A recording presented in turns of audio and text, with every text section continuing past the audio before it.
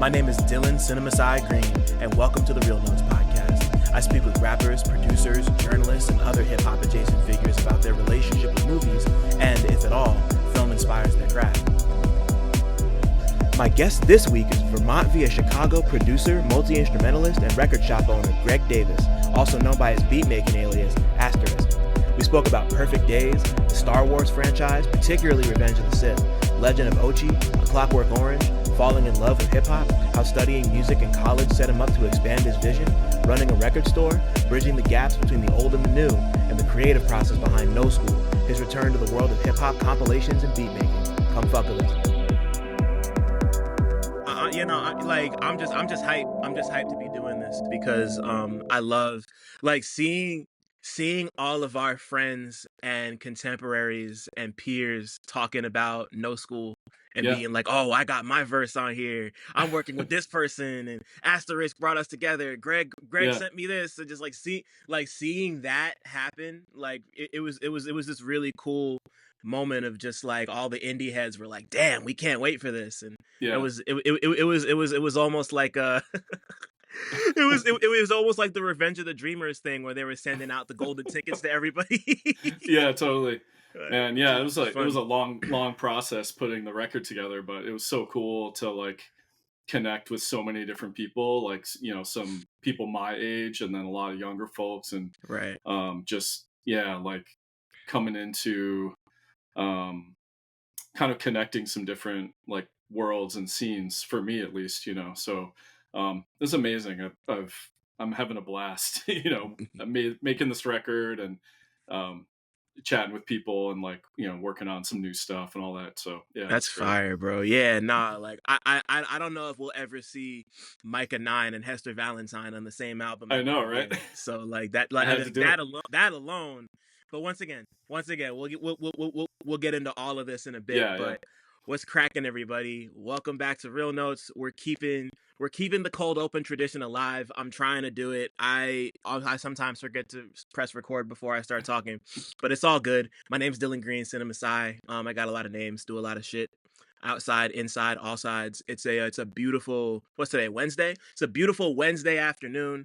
Doomed out today. Kind of felt right. I haven't worn it, and I haven't worn it in a while. Oh man, see, yeah, Doom. no, Greg already knows what's up. If y'all are watching this, you saw what just happened. But if you're not, subscribe to the Patreon. Come watch us.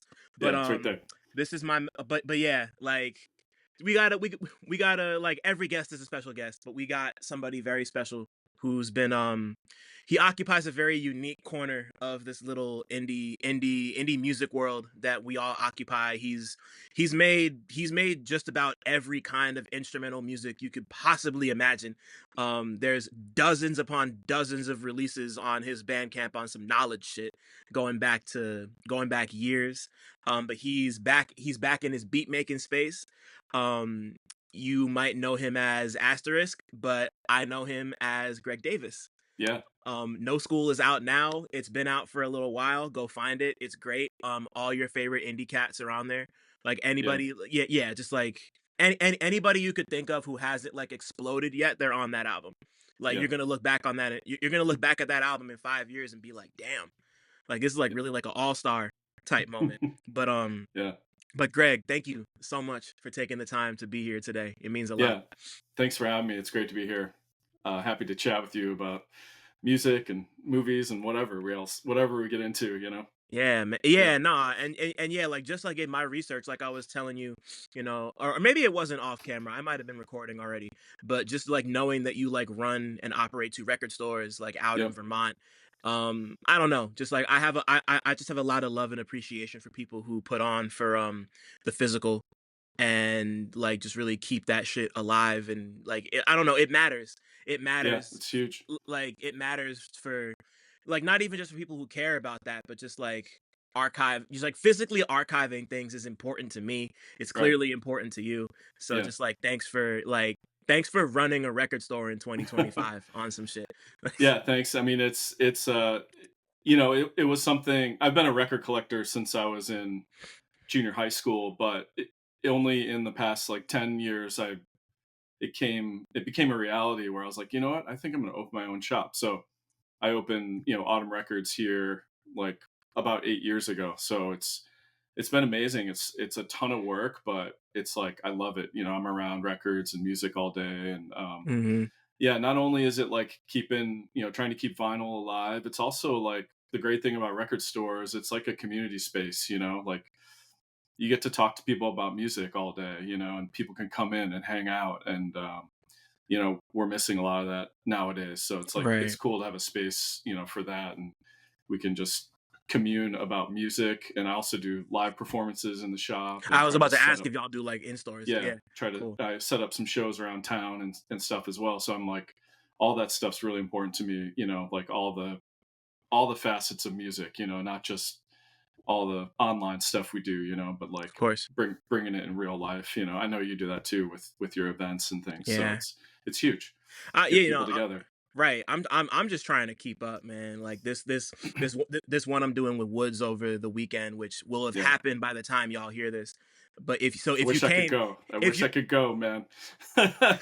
it'll happen when it happens. Yeah. But if you're hearing this and you came, thank you. I appreciate y'all so much. Like Yeah. I'm like preemptively exhausted and grateful because that's That's gonna gonna be be a awesome, crazy man. night.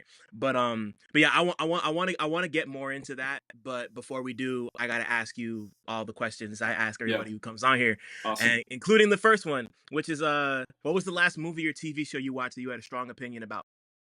Yeah. So, I went through all these questions, was, trying to dig deep, but the one that has really stuck with me, I think it's a movie I saw maybe a year or so ago, was Wim Wenders' Perfect Days. Have you seen that one yet? No, not yet. Yeah. Remind me. That's the one about the Japanese man who's like a Japanese, he's like a janitor. janitor, Yeah. basically. Yeah. And it's just about his life and his like everyday, just everyday life, and how much, what we would view as like a super mundane, just whatever kind of job. He loves it, and he loves life, and he loves, Hmm. the beauty of the small things. And yeah, the movie just has like a really beautiful pacing. It's quiet. It's kind of slower, which I like movies like Yeah. that aren't smacking you over the face with sound and visuals. But and then there's like choice, really good choice songs in the soundtrack and everything. So that one's really stuck with me. It was cool to see, you know, a movie that is a little bit more of like a minimalist approach. And I'm a huge like I've been to Japan several times, so I Mm. love it there. And so anything Japan based, I'm always like, oh, I love Japan so much, So that was another aspect of it too that I loved. That's dope. Yeah, Yeah, it's been on my list forever. I just haven't had the recommend. chance to sit Yeah, down and watch it. Like it's been on my letterbox, just like staring at me every time I go to my watch list. I'm like, it's tonight the night, and it's never the time. But yeah. You got to be in the kind of a zone, just chill right. zone where you want to just kind of like you know float out to that movie. It's great. It's really nice, and Right. that's one that stuck with me for sure. Cause like I love slice of life stuff. Like I'm a big anime person. Like a lot Yeah, yeah, like a lot of my recent favorite anime are just like slice of life, like real easy going, laid back. Like I love all like the fantasy and action heavy stuff too. But yeah, every once in a while, you just want to you just want to watch people be silly and just yeah, like enjoy their lives and live them at a slow pace. And like that trailer really caught me when I first saw it too. And I was like, this is yeah. one I need to like sit down and watch and just like enjoy. And like Right. there. I'm like I have friends and people who would want to watch that with me, but like I love my partner. Desiree is not into shit like Yeah, yeah, that totally, at exactly. all. So like it's I can't always get on that train when I want to. But Yeah. when I do, it's gonna be lovely. It just seems like it's super dope. Yeah, it was same here. I was like, it was playing at a film festival here, like I think, yeah, like a year and a half ago, and Mm, I just went by myself. I was just like, that's yeah, I got hard. to go see this. So, and it was great. It was cool, really cool to see it in the theater too. So, yeah, love that one for sure. That's tight. Yeah, Yeah, I love like I don't know, just like being in an area.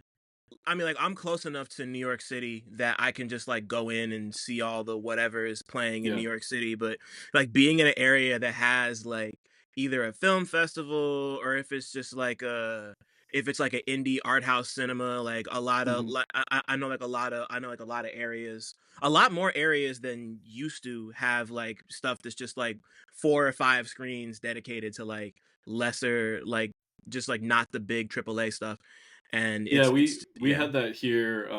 We've had that here for a while, but actually, like since the pandemic, I think 3 or 4 theaters have actually closed. So now Mhm. we only have like two. You know, they're kind of like a bigger, somewhat bigger theaters in the area. So it kind of sucks, you know. But one of those theaters shows some will show some indie, you know, some more indie stuff. It's not just all like blockbuster Cool. stuff. Like I just went and saw Legend of Ochi the other night, and How was that was that? cool. It was really cool. I took my daughter, and she was like really into it. It's just like such a beautifully made film, and I'm friends with the director's partner. She and I are old like music friends, and so she had been telling me about this film that her partner was making. He's been working on it for like, you know, 8 to 10 years or something, and so Yeah. it was super cool to see it come out. And like you know, the score is by Dave Longstreth of Dirty Projectors. Oh, So word, crazy. that's somebody that I've met, you know, throughout the years here and there. So, you know, I know him too. So it was just cool to go into a theater and see the whole thing. And it's a cool like fantasy story. I really liked it. That's So hard. Yeah. that's another one, I guess, a more recent one that, you know, I felt like had an impact or something I've been thinking about too. Mhm. Yeah. Yeah, I've actually never heard of this one before. I'm looking at it now, and yeah, this yeah, no, Yeah, this it's an sounds like A24 film that just came out.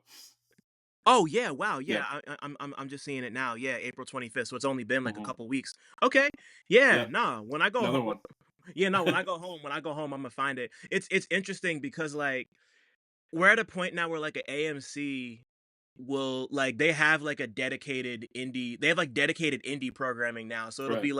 it'll be like 3 movies like that on there that you would that like 5-10 years ago, like Right. when I was in high school and college, like you really had to like hunt to find Yeah, movies totally. like that unless it was just in an area where they were like we're just going to play this just because. But Yeah. now it be like AMC has like they have like the artisan film section and the Yeah. thrills and chills section, and like it's really cool that Yeah, the only thing is they'll probably just play those kind of movies for like a week, so you really got to yeah, go catch it. You know, make sure you catch it when it comes out. Otherwise, you'd probably miss it. But yeah, facts.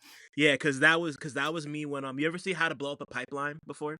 no, I haven't seen that one. So that came out, I want to say, I think it came out in 2023. It's a Okay. movie about a bunch of these kids who meet I forget whether it's on Reddit or on Discord or something. They have like an online community of people who are like who are like ecologically aware and are like really into climate Oh change yeah, stuff. I think I remember hearing And about this. they all meet up in Texas to like literally go and blow up a fucking oil rig. Yeah. You know, like and like the whole movie is just them. Like they have like a bombs expert, they got like a map, Hmm. they got like a cartographer, they got like every kind of person you could have, and they just do this operation. And like everyone has their own motivations. Like there's this one person who's Yeah. from Cali. She got caught in acid rain and got cancer from it. The guy who's in Texas, his house is on the property line, and they're trying to buy his house out so they can get to the oil. Like everyone has Yeah. their Yeah. reasons for wanting to take this shit out, and it's just like it was a really big deal when it came out because of course like it's about that, so like of course Yeah. people were like upset about it, and they tried to smother it and make sure nobody knew it was coming out, and like Yeah. I caught it like 2 days before it left my it was playing at my AMC, so Yeah. I was like I'm going to see this, like Gotta go I'm get it. not Yeah. missing this shit. And it was like that was one of the best things I saw that year, and like I Yeah. tell people I about gotta it, and check that out. it's pretty easy to find now. I think you can get it. Yeah. Yeah. I don't know if it's on like a traditional like just like streaming for free, but it's definitely on like YouTube, or like you can buy it on places. It's worth the money. Yeah. It's Yeah. really dope. I liked it a lot. Yeah. Yeah. I'll have to check that out. I remember hearing about it, but yeah, that sounds great. Yeah, it's yeah, it's really amazing. It also has like little to nothing to do with the book. They're like more thematically. Oh yeah, because I didn't even mention that it's based on a book, and Oh, okay. the book itself is more just like a book of like ideology and philosophy. Hmm. But like the movie is just like taking that and you know like acting it out basically. Yeah, making a It's narrative out of it. Yeah, yeah, nah, totally. yeah, nah, because otherwise it would just be like Yeah, no, that would be like trying to make a movie out of like the Communist Manifesto. Yeah, yeah. I'm reading I don't have it on me right now, but I'm reading Frantz Fanon's Wretched of the Earth. I'm like Mhm. halfway through it, and like it'd be like making Yeah. a movie about Wretched of the Earth. Like there's no narrative there outside of like Yeah. the everything happening in Algeria. But anyway, I'm Yeah, I'm totally. I'm, I'm yapping at this point. But No, I love it, man. Take us in any every direction. I yeah. love it. Yeah, no, this is what we're here for. But Yeah. I want to know more about your early viewing history. Yeah. So, what's the first movie you can remember or hang on, let me ask that one more time. What's the first movie experience you can remember having, Greg? It could be at the theater, it could be at your cousin's Yeah. house. The So, first one that yeah, comes to mind. I had to dig pretty deep for this, but, the main memory that came to me was I saw so I'm almost 50 years old, Mhm. so this puts this in context. I remember seeing Empire Strikes Back at the theater when it came out. Oh, let's go. Yeah, so I think I was about 5, because I think it came out around, 1980 or something like that, if my years are right.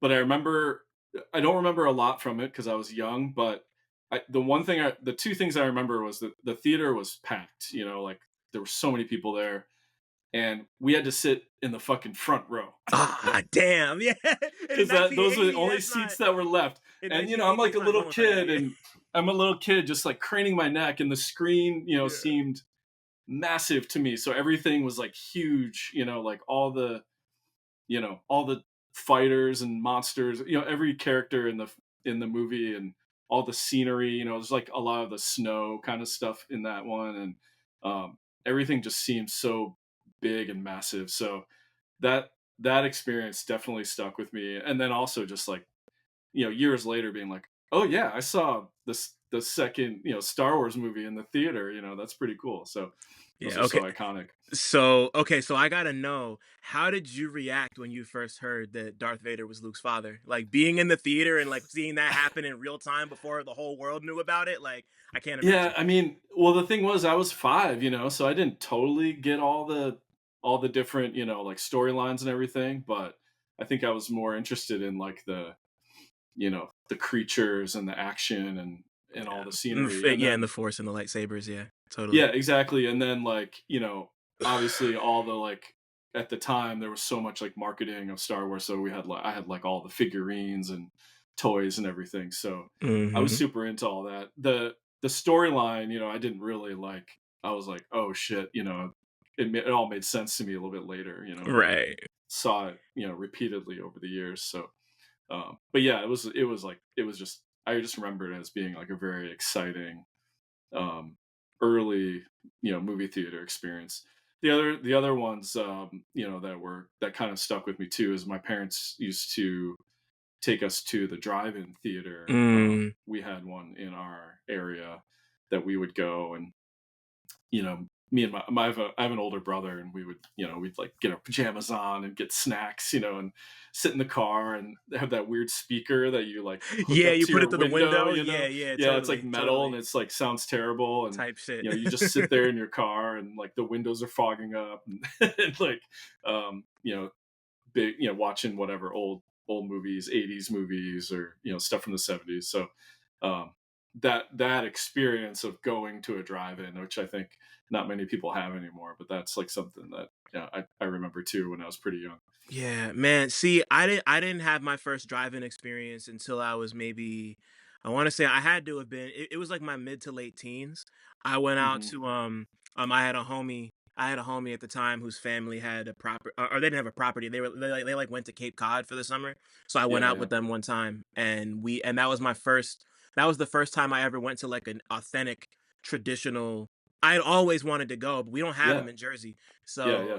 like we went and I we saw, what did we see? We saw The Time Traveler's Wife, the Eric Oh, Bana movie, which yeah, is yeah. based on the book, and it was that and Harry Potter and the whatever the sixth Harry Potter movie was. I forget. Yeah. The Half Blood Prince. It was Harry Potter and the Half Blood Yeah, they Prince would and the always do Traveler's like the Wife. double feature too, with like Yeah. two different things, and It you was it was stay a there the whole time. it was a weird combo, but just Yeah. like having the experience of the speaker, going to the snack stand and getting out the car to do it, like I don't know, Yeah, like yeah. that's like I like I had seen it in so many movies and so many TV shows, and I'd heard stories from people, and I was like, I had always wanted to experience it, so that was pretty special. And then another time, me and my partner, we went to they did a makeshift one out here on Long Island, Yeah.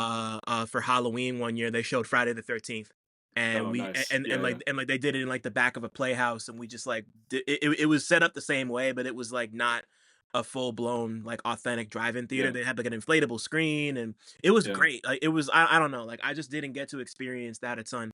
So anytime I yeah. can, I try to beeline for a drive-in if I can. I love the It's experience. such a weird concept, you know, because it's like, you know, normally you go and you sit in a theater with a bunch of people and you're together and you're sharing, you know, like the experience and people are cheering or whatever, you know, making Word. comments. But like that's such a funny idea because you all drive to the same place, but you're all sitting in separate cars from each other, all in one big parking lot or whatever, you know, and it's just Right. like And watching the it's movie. Right, and it's like you're experiencing it together, but you're not Yeah, together. It's like because I mean, like, the movie theater experience is also kinda like that because you don't know 80% of those people, right. but y'all are just, like, in the same space together You're in it watching this together. on the Yeah, yeah, on a screen, and, like and I've been thinking about you mentioning the Star Wars thing because I know they've been re-releasing all, like, the first, second, and third movies that yeah. I grew up on that, like, I saw Phantom Menace when I was Phantom Menace came out in what, 99, Yeah, right? I think right around then, yeah. Yeah, so I was like 7 or 8 years old when Mhm. that came out. I was like a preteen when Attack of the Clones came out, and I had to have been around that like mid to late teen age when I saw Revenge of the Sith, which is Yeah. in theaters right They now. just yeah, they're showing that again. I haven't watched it. I haven't watched it in years, but like I'm at that point where you're at now, where it's like people are like either rediscovering or watching the OG trilogy for the first time, and Yeah. like I know people have a lot of opinions about those movies. I still maintain that Attack of the Clones is awful outside Yeah, of yeah. outside of the fucking Yoda and Count Dooku fight, like Yeah. that's amazing. Like that could have just been the whole movie to me. Yeah. But like I always loved Revenge of the Sith. I think it's Yeah, great. me I too. think I think it's a nice setup for everything Darth Vader related. I think all the Right. performances are great. I love General Grievous. He's maybe my favorite Star Wars villain, like outside of Yeah. Vader. And Yeah, I think that the first trilogy, you know, like from the, you know, late '90s where it actually holds up a little bit better than yeah, people make you know, there's the stuff that, you know, is just kinda like cringy, but beyond that, it's like yeah. I watched the whole run with my daughter, like, last year or something. We Oh, just went through the whole thing because she hadn't seen any of them yet, so how'd we're she like, "Alright, we're watching all of them," you know? how'd she like him? She loved it. Yeah, she was super Oh, into it. that's so good. Yeah, and it's just like it's such an iconic, you know, series, and Yeah.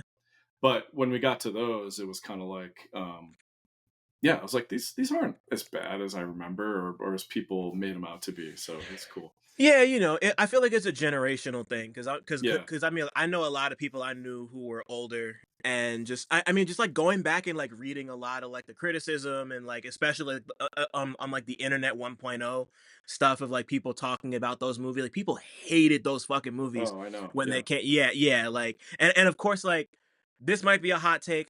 I've always liked Jar Jar. I've never had a problem with him outside of the fact that he becomes a Sith Lord and he's the Yeah, person who basically made it so that who made it so that the Sith could move in and do their thing. Like fuck that. But I've yeah. always liked Jar Jar as a character. He's never been like people saw him as some sacrilegious addition. It never Yeah, really yeah. registered like that for me. He was just like funny and stupid. Like I don't know. Yeah, yeah. Like like it didn't There's really plenty of bother me. characters in Star Wars. Yeah, they gotta have that, like that's the thing I love about that whole series, is they have, like, the comedic element, you know? Yeah. There's always, like, a funny joke or some goofy thing. It's not just all serious and action. There's, like, some lighter moments, and Right. that's something I like about the whole series, you know? Same. Yeah, and it's funny because like people always get so worked up about Jar Jar, they get worked up about the Ewoks, and it's Mhm. just like I I think love the like Ewoks. especially with like the OG movies, people don't think about the fact that like there isn't as much action in those because like the special effects weren't where they needed Right. to be. Like outside of like the two Vader and Luke fights, Like, I can't think of, like, many others that are, like, super duper high octane that aren't, like, Right. them on Hoth with the one with the AT-ATs and shit, or, Yeah, or, yeah. like, going through the forest and Return of the Jedi, and it's like, most of Yeah, that movie that's is just people standing around in fucking sand quarries and watching, like, politics happen in front of you. You know, like, Yeah, that's like totally. what most of those movies are, so Right. it's just interesting because it's like all that stuff that we love is the stuff that sticks out, and you go back and watch it, and it's like, this is only like 25% of the movie, you Yeah, know? yeah, totally. Like, it's just fascinating how like the stuff that we like can kind of imprint on our brains, and then you go back and it's like, oh, it's actually not as much of the movie as I remember, but you Yeah, know, totally. it is what it is. Like, it's a Yeah. Star Wars is Star Wars. I have a good time with those movies. Yeah, I Um, love it. but so as you get older and you start to develop your, you know, just like start to develop your own taste and refine your palate and whatever and have life experiences. I like to think of this as a capital M movie. A thing that really connected with you in like a emotional or artistic or spiritual, if that applies to you, sense. Like, yeah, Yeah. just the earliest one of those you could think of. So this is an interesting answer. It's actually maybe could be considered more like shocking or traumatic experience with a Uh-huh. movie, which is interesting. So like I mentioned, my brother, I have an older brother. He's like 4 years older than me, and so he used to babysit us when my parents would go out. So, and maybe when he was like, I don't know, 15 or 16, and I was like, 11 or 12. Right. So my parents would be like, "Hey, here's a few bucks. Like, we'll rent a movie at the local store, and you guys can watch a movie." And so my brother fucking rented a Clockwork Orange and made me watch it when I was like, I was probably like 10 or 11. I was like, I was way too young for that movie, and Yeah. so that's like an early movie experience that was just like shocking art. Like, wow, like what is going on here? This is so fucked up and weird, and the music's weird, the characters are Mm-hmm. crazy. There's a lot of weird stuff going on, so that's stuck with me ever since. And I kind of wonder if that like maybe that experience like um you know it was like more shocking than anything. It didn't like, I wasn't like traumatized by it, but it was like a shock kind of value thing where Yeah.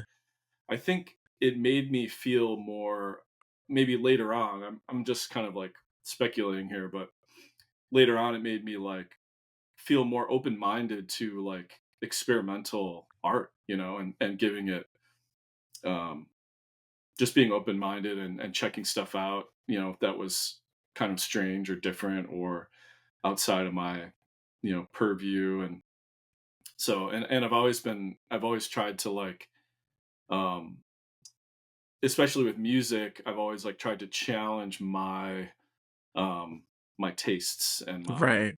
what I'm into, and just check out stuff that maybe I think I don't like, but maybe I will like it, like that kind of stuff. And then checking out more like what people would consider more shocking or extreme types of music or whatever. So I think I think maybe that movie set me up, but I'm not sure. It's like a speculation. I could see it, you know. Yeah, I don't remember how old I was when I first saw it. I might have been like once again like late teens when yeah, I first saw it, but a still, you little know, more like appropriate, but still, yeah, that's a like that like if you're not ready for that sort of thing, it's gonna knock you on your ass when you see it for yeah, the first time. There's like 5 or 6 different scenes I could think of where it's just yeah, like yeah, I don't know, man. Kubrick's just one of those, and like even by his standards, like I mean, like I would say that and Eyes Wide Shut are yeah, two yeah, that were really like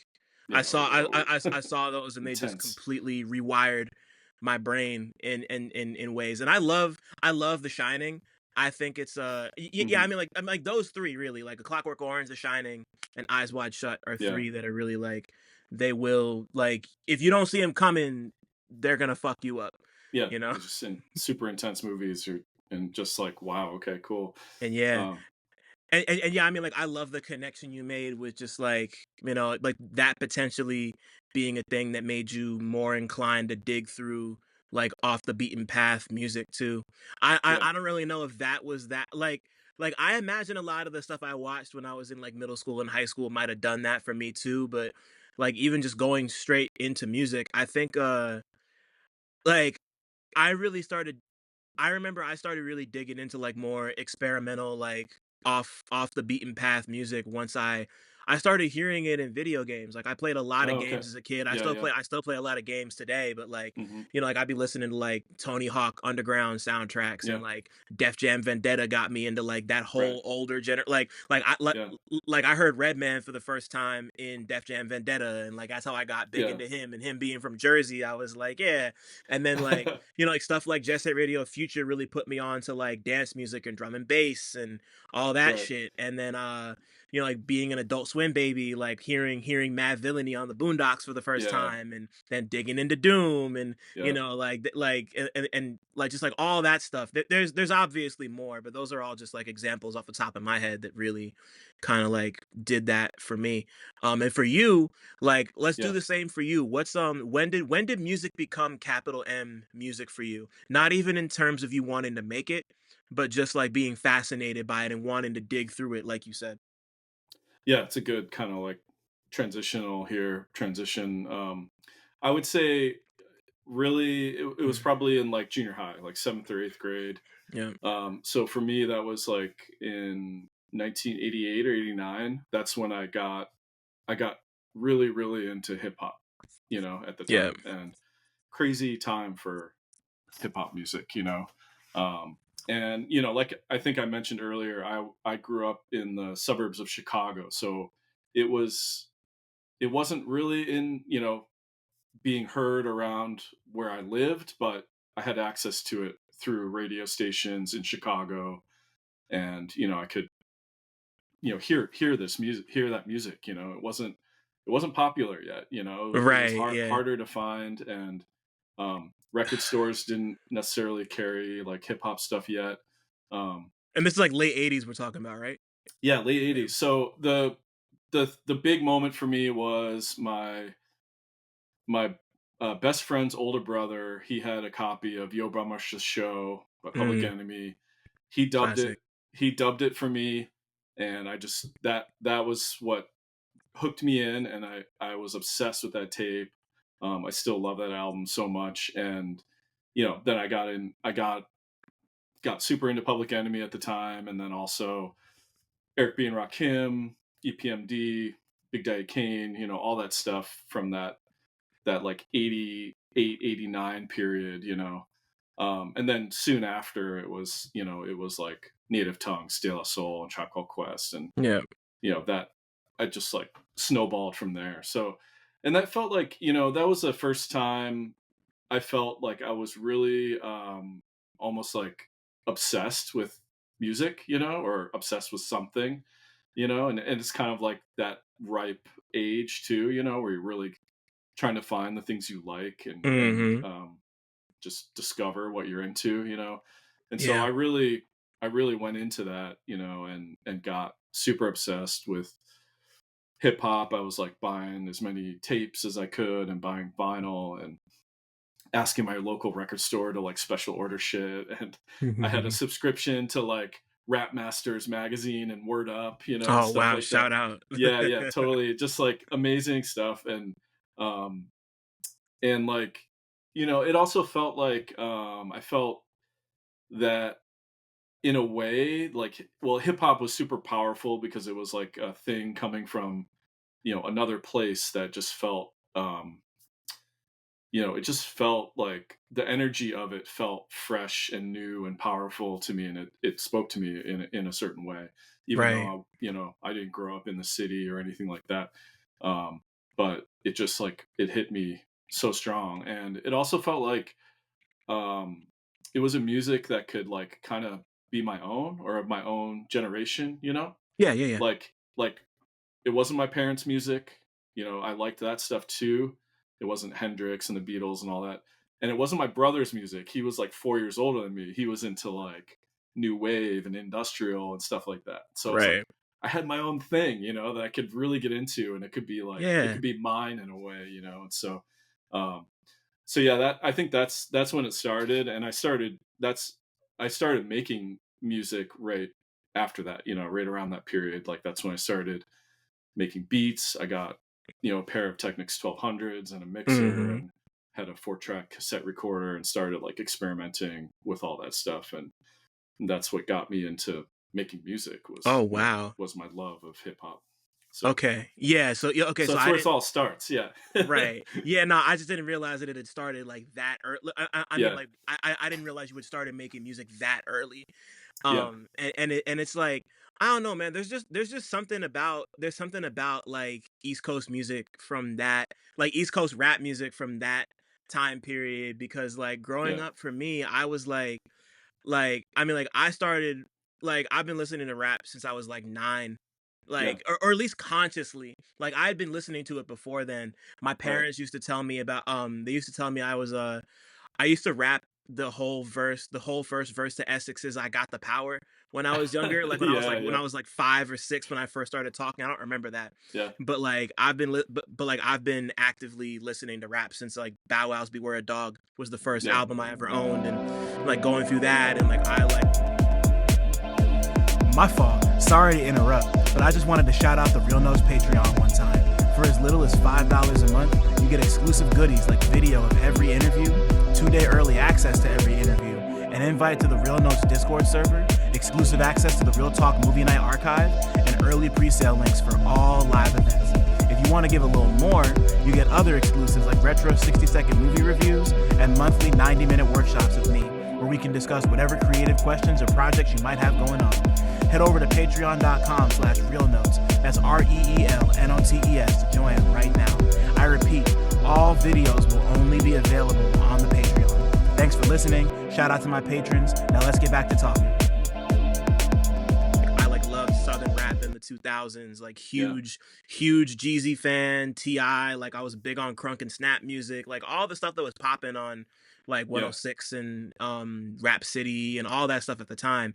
And then and then of course, like being on the East Coast, like I was taking in all the stuff I'm hearing on the radio, like from all the New York people, like Right. Cameron, Dipset, 50 Cent, G Unit, like anything, like a lot of Beanie Siegel too, funny enough. But then I discovered Doom, and that started leading me toward, Nas and All the other Tribe stuff. and Yeah. De Yeah. La and like that. And then I did my deep dive in that, and I was starting to get like I kind of had my like pretentious backpacker moment when I was in high school. Like everybody was listening to the Yeah. Yeah. Carter 3, and I was like, Right. fuck Right. that shit.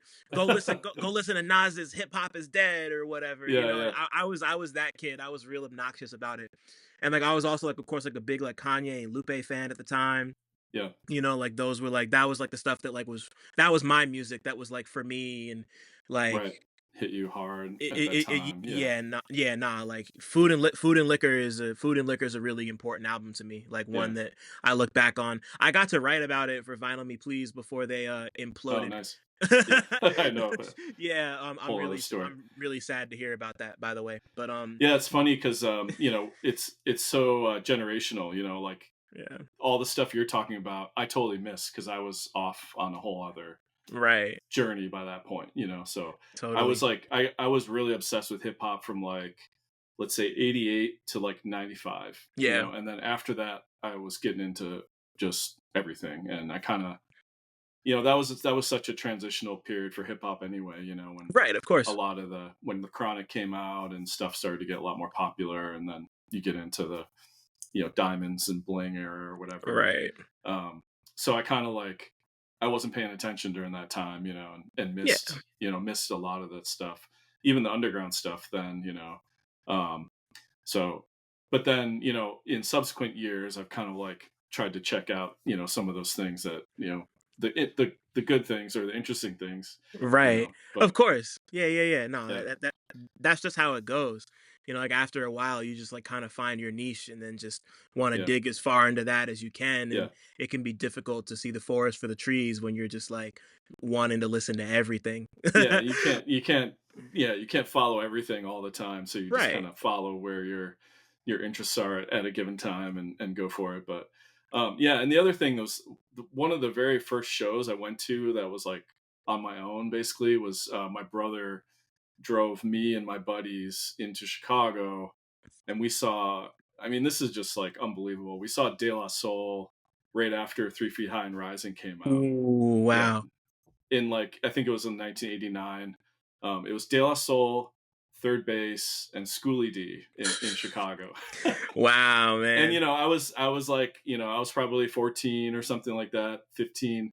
And man, just like changed my life. I'll something I'll never forget, obviously. and Yeah. and then obviously, like, after all these years have gone by, I'm just like, wow, I'm so glad I was there. It's like my dad telling me about the time he saw Dylan in like 1967 when he went Right. electric or whatever. It's just like, Right, right, well, I right. saw De La Soul when 3 Feet High and Rising came out. Yeah. That's like it's So like my claim special. to fame. It's just, So yeah, it was special. it was crazy. So that was like another very like pivotal, important moment, and I think that was like around the time I was like really wanted to start making my own music too. Right.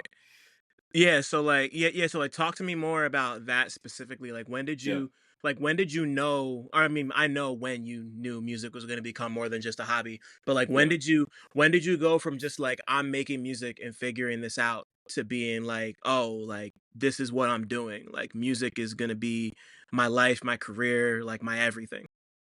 Yeah, so in high school was when, I got more serious about making music. I had like me and my buddies were making like beats. We were rhyming. We were recording stuff in my basement.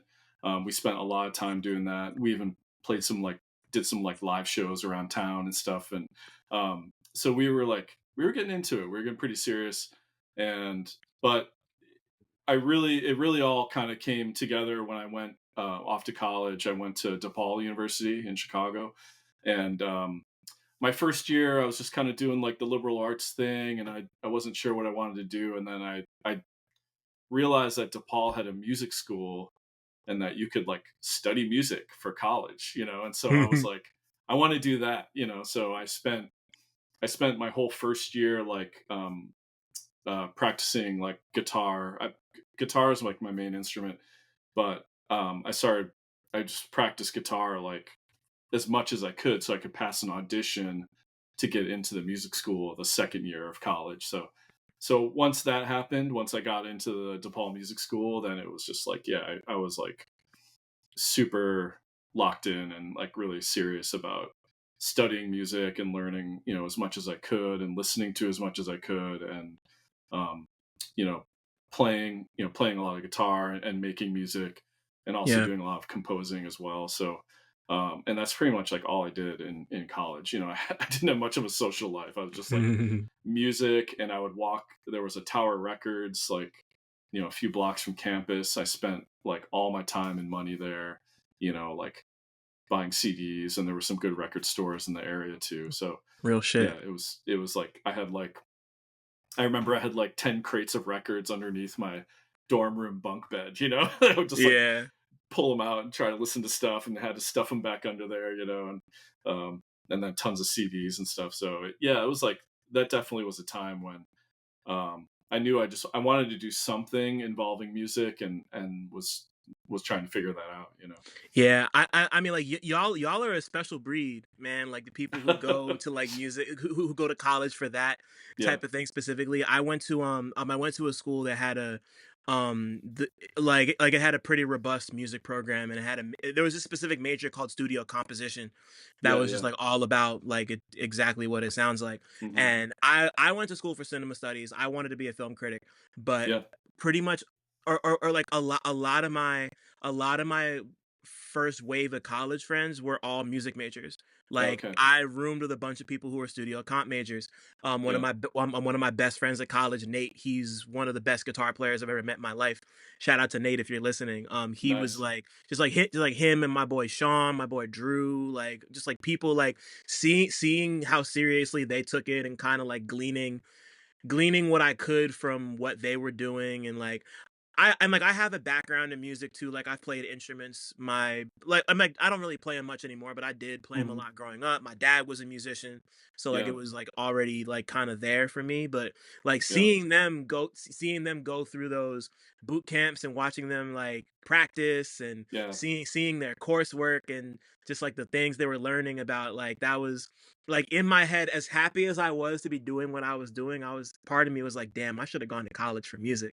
Yeah. Like this, Once it I was get yeah. really, it was like scratching the itch, just like being around them was Yeah. like cool to me. So Yeah, yeah, once I got into the music school, I was just like, cool. Like this is what I get to do, for right, college. Like I get to study music and, that's I'm like, oh, this is my homework. I got to learn how to like play something or, right, learn some like harmony or theory and I was like, this is great. I was like I didn't like hate school, I was just like right. this is awesome. I loved it. And so I dove like pretty deep into it. So like, so I mean, like you finish school, you do your thing, you really like dig deep into this music thing. Yeah. When do you start making music to the point where you're like, when do you start like when do you really start to put out music that you're like trying to get other people to hear? And like I Yeah. know like and like I know when you first like within like the first couple waves of your career, you've put out music on so many labels. I'm not gonna Yeah. list them all here, but like Yeah. you've made so many different kinds of music and put it out so many different kinds of places. So like where did that all Yeah. start? Yeah, so it really started like towards the end of my undergrad. I was at DePaul, and that's when I started to get into composing, and making my own music. And that's also around the time where I got my first like computer that could like handle audio making. I know it sounds crazy now, but like Yeah. this was probably like 1997 or 98. I finally got a computer that I could like record audio into and manipulate and edit and do stuff like that. Right. Um, so I started experimenting with that and guitars and samples and synths and stuff. But then it was really when I went in 1999. I went to graduate school in Boston for music, and that's when got really serious about making my own music. So it basically was like as I was studying there in grad school, I was studying like traditional music composition, but um, on the side, I was like teaching myself computer music, basically. Learning how to use like studio stuff and different software and all that kind of stuff because it was really like kind of taking off at that time. It was like Right. 1999 to 2001. So that's when I made my first album, which is called Arbor, and that came out. I made that over the course of like 2 years or so, maybe like 97 to 99 or 2000. And, back then I just like, same as now, I just sent it around to a ton of different people who I thought might like it. And I remember I sent that album out, it was back then it was mailing CDRs to labels, Right. Yep, yep, couldn't yep. send it over the net yet. Yeah. And so I just kind of like waited around and eventually it was like almost I was getting to the point where I was like, okay, well maybe I'll just try to like put this out myself somehow, because I was pretty happy with how that album came together.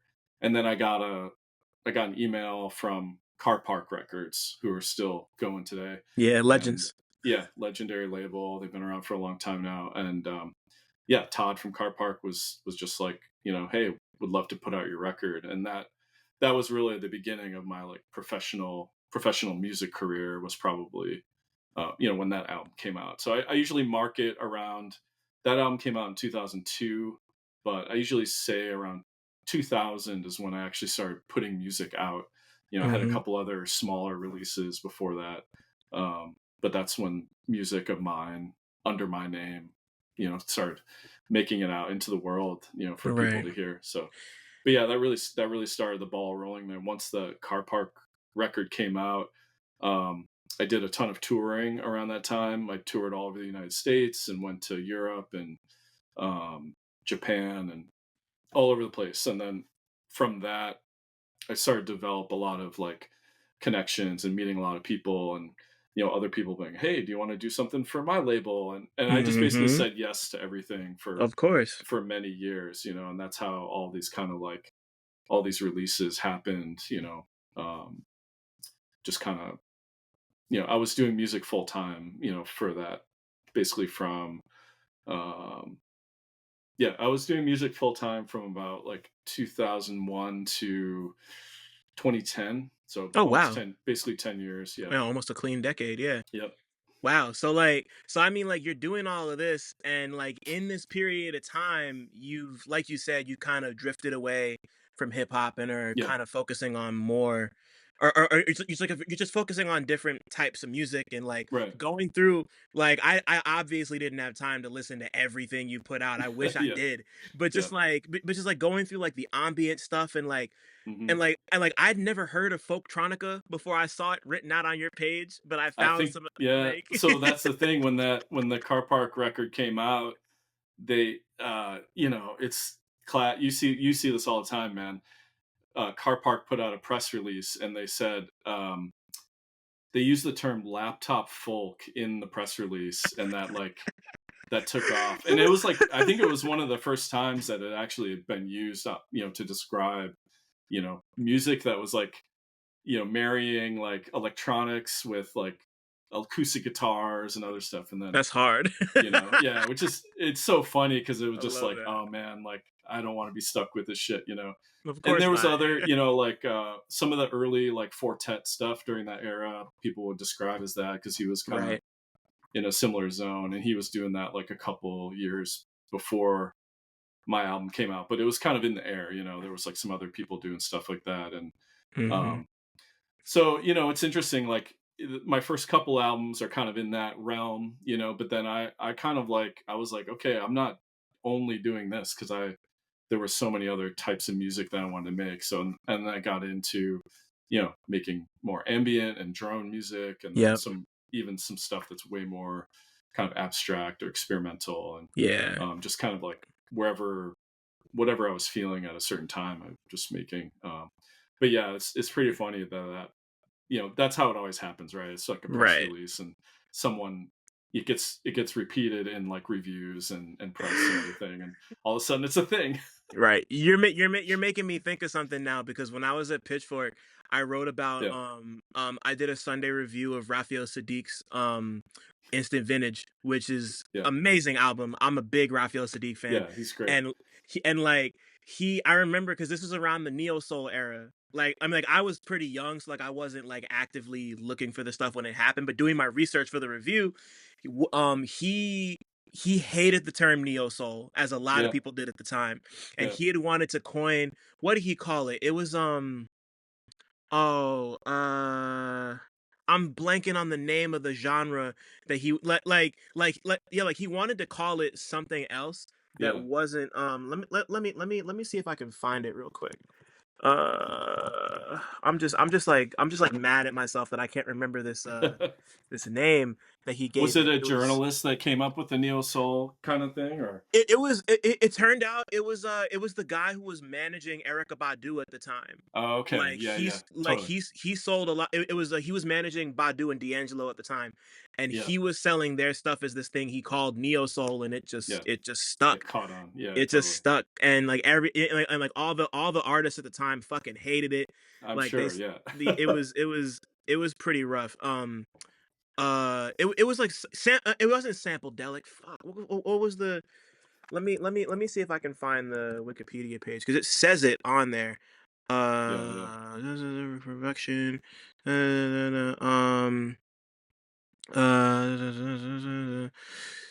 Or wait, actually, I'm gonna do something extremely vain and cite my own thing that I wrote. Yeah, look up uh, your own article, man. yeah, let me see. It's not neo soul, fucking gospel delic. That's what it Oh, was. gospel-delic. All right. Yeah, yeah, He called it gospel delic, and he did that in like a bunch of interviews, and yeah. he says it all over the album, and it didn't stick. It didn't catch on. Yeah. Nobody liked it. Nobody cared. But Yeah, yeah, just like it's like stuff like that's always really interesting to me when it's just interesting what sticks and what doesn't. Like yeah. You especially never when it know. comes to like people's intent and all that stuff.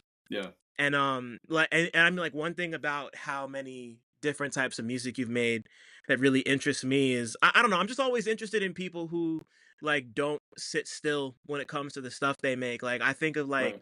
like I'm a big Prefuse 73 fan, and like all the Yeah, stuff he's that great. all the stuff he was on like at that time, and Mhm. Like there was a time when he was very hip hop centric, but you could even tell Right. that it was like IDM going on over here Yeah. and like ambient and drone on his end too, and just like seeing Yeah. how he took all of that and made it rap was like that was like that was the stuff that was really speaking to me, like indie Yeah. He's great. wise at that time. And then like him and my man Michael Christmas from Boston, they put out an album Oh, called Fudge that I yeah. loved at the time. I was kind of sad that it didn't really catch on the way I felt Yeah. like it should have because I thought it was really cool and interesting and different. But like I guess I'm just curious, like where does that wanderlust come from for you? Because once again, it's not like you're just like refining and like tinkering with one particular pet sound. Like this is like Yeah. Yeah. I'm over here and then I'm in this corner and then I'm in this continent and then I'm Yeah. Yeah. underground and it's like where does like it can be really easy to lose that type of spark and that curiosity as you get older. So like Yeah. how did you maintain that this whole time? I mean, a lot of it has to do with just being like you said, like super curious and like open minded about music, and sound in general. I'm constantly like wanting to, you know, when I make music, just explore a new idea or something a little different than I did before. Um, like I said, I never really I'm not one of those people who's gonna make, like, a similar record over and over again, like, Right. some bands and musicians are good at doing that, and they've got, like, a style or a sound, but, I'm always gonna follow, like, my interests at a given time or my muse, or Yeah. whatever is inspiring me. Um, and what's interesting is I'll have, like, multiple projects that I'm working on at the same time, and they might be totally different, but it's good for me because it's like depending on how I'm feeling at a certain time, when I want to work on music, depending on my mood or my vibe or just what I'm feeling at the time, I can like, okay, I'm going to dip into this one for a while, or oh, I feel like making some beats, or whatever. And so it kind of like it's nice because it keeps me engaged and interested in what I'm making. And I've always just made music for myself primarily because I have like ideas about Yeah.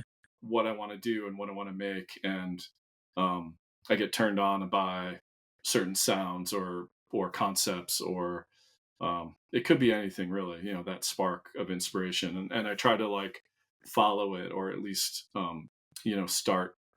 start making something in that vein. Some things don't always pan out, or some Right. things totally change, as I work on it and make it into an actual like record, which is fine. And I'm always willing to like follow, that journey wherever it goes. But, I just make music because I love to, and I'm motivated to, it's just part of my passion and creativity.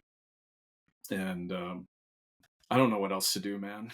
It's Yeah. like music, music's been like number one for me for so long now. And Same. I'm just kind of like, well, what else? I gotta make sure, like, I figured out ways to like have music in my life in lots of different aspects, and Mhm. making music's a big part of that, but also just like, having a record store and putting Yep. on shows and just all of the things, so, Right. and you take me outside of that, I'm like, I don't know what to do, like I couldn't work some other job or do some Yeah, other nah. thing. You're like, This I'll it's your just be purpose. useless. Yeah, It's your totally. So, purpose. yeah, and I feel that. And as I get older, it's just like it really is. It comes more into focus. Even it's like because there's all the years of experience and work that I've done, and I can kind of like work with that too. So Yeah, it's yeah, like once like yeah, like once you find that thing, it's like you think about not being near it or not doing it for yeah, a while, and it's just like, yeah, what am I doing? Like yeah, I mean, like music's been a part of my life since basically since I was born. Like yeah, totally. it's kind of like in me in that sense. It's in me, not on me. So like even if I wasn't writing about it or making it, like I'd be listening, I'd be Yeah. breaking it down, like I just thought about this now because I watched it yesterday, but do you watch The Rehearsal, the Nathan Fielder show on No, I HBO? haven't seen it. Try it at some point. Okay. It's a little he's a bit much, but like Yeah, he's a the show's character. great. Yeah. The show's great. Like there's a I see. I don't want to spoil what happened in the episode. All I'm gonna say is like there's a section that involves a person coming to understand, like coming to really dig into music, like really late in life. This person's like in Yeah, their yeah. 50s, like Okay. like they're 50 years old when the iPod first comes out, and Oh, they okay. start to listen to a bunch of music after their father passes away, Yeah, and just like seeing the way that his perspective on life and emotional openness kind of changed like once yeah. you let music into your heart. Like it's just I know, interesting that it's it's just like huge. like and this is somebody like once again like they didn't give a shit about any music until they were like in their I think he had to have been like 51 or 52. Yeah. So like for me to imagine, I mean, like for you or me to be like, damn, like it took you that long to get here, but like it could be like once you find your purpose or your thing or like the hobby or the skill or the trade that like pushes you to like I don't know where I'd be if I didn't write, like I Yeah, can't really totally. imagine doing anything that isn't like writing or Right, documenting. Like I'm lucky and blessed enough to be in this position to do this and get right. paid for it in some way. Yeah, Like I'm like building out real notes into something that's like kind of sort of making a little bit of money, kind yeah. of maybe, like That's and just great. like having like written and built out a reputation as like Yeah, a journalist for the past 10 years. And like I don't know, man, it's like I think about doing any I mean I could do something else if I I needed know. to, but it's just like this is like I'd be doing this even if I wasn't being paid for it, as long Yeah, as people want exactly. to talk to me and as long You as people figure want to out hear it. you Fuck it, figure out how to make it like work. Yeah, you yeah. make it figure out how to make it work because it's what you wanna do, you know? Yeah. And I mean like for you, you said that like that first real like potent section of music making was like that decade from 2000, from Yeah. the early 2000s until you said 2011? Yeah, 2010, basically 10 Okay. years. I Cool. usually say, like, 2000 to 2010, So um like what happened, when did the first record store in Vermont come into play? Because I mean like you've mentioned your daughter a few yeah, times, so like obviously a family happened at some point, but like yeah. when did things start to change and when did the record store come into play?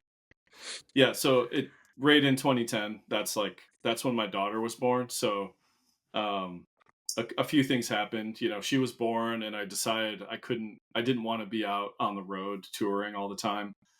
At a certain point, I was playing, 100 to 150 shows a year for a Oh few years wow. there. It was like a lot. I was doing a lot of touring all over the place, and it was great. It was like incredible experience. I met so many amazing people, saw like a lot of great places.